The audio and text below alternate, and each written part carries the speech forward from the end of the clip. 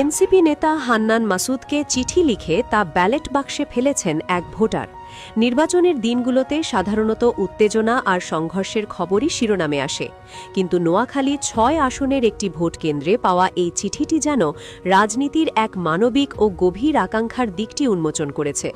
Vote গণনা চলাকালে যখন নির্বাচনী কর্মকর্তারা এক এক করে ব্যালট বাক্স খালি করছিলেন, তখনই কর্মকর্তাদের নজরে আসে একটি ভাঁজ করা সাদা কাগজ, যা অত্যন্ত যত্ন সহকারে ব্যালট পেপারের সাথে গুঁজে দেওয়া হয়েছিল।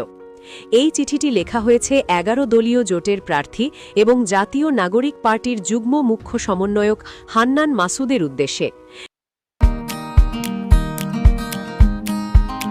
নির্বাচনের তপ্ত ময়দানে যেখানে সাধারণ মানুষের কথা অনেক সময় হারিয়ে যায়, সেখানে একজন সাধারণ ভোটারের এমন সাহসী ও আবেগঘন পদক্ষেপ স্থানীয় প্রশাসনের কর্মকর্তাদেরও স্তব্ধ করে দেয়।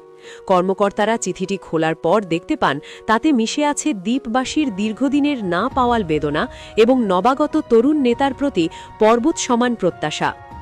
চিঠির লেখক নিজেকে অত্যন্ত বিনয়ের সাথে একজন অতি সাধারণ পোশাক শ্রমিক বা গার্মেন্টস কর্মী হিসেবে পরিচয় দিয়েছেন।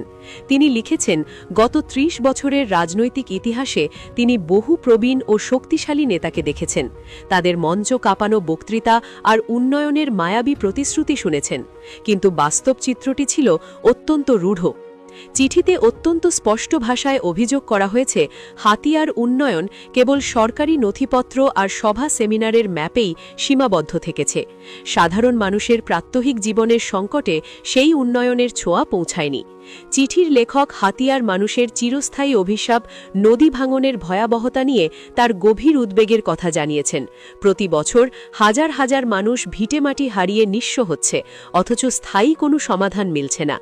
এছাড়াও ভূমিহীন মানুষের বসতি স্থাপনের সংকট এবং মূল ভূখণ্ডের সাথে যোগাযোগের প্রধান মাধ্যম সি ট্রাক ও ট্রলারের আকাশচুম্বী ভাড়ার যন্ত্রণার কথা তিনি উল্লেখ করেছেন।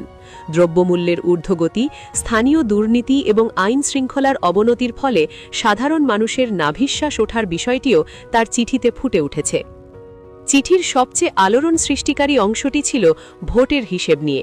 সেই পোশাক শ্রমিক দাবি করেছেন তিনি বা তার পরিবার কোনো নির্দিষ্ট দলের অন্ধ অনুসারী নন, কিন্তু হান্নান মাসুদের তারুণ্য এবং তার ইশতেহারের প্রতি অগাধ আস্থা রেখে তিনি নিজের পরিবার ও নিকট আত্মীয়দের মিলিয়ে মোট ২৩টি ভোট নিশ্চিত করেছেন।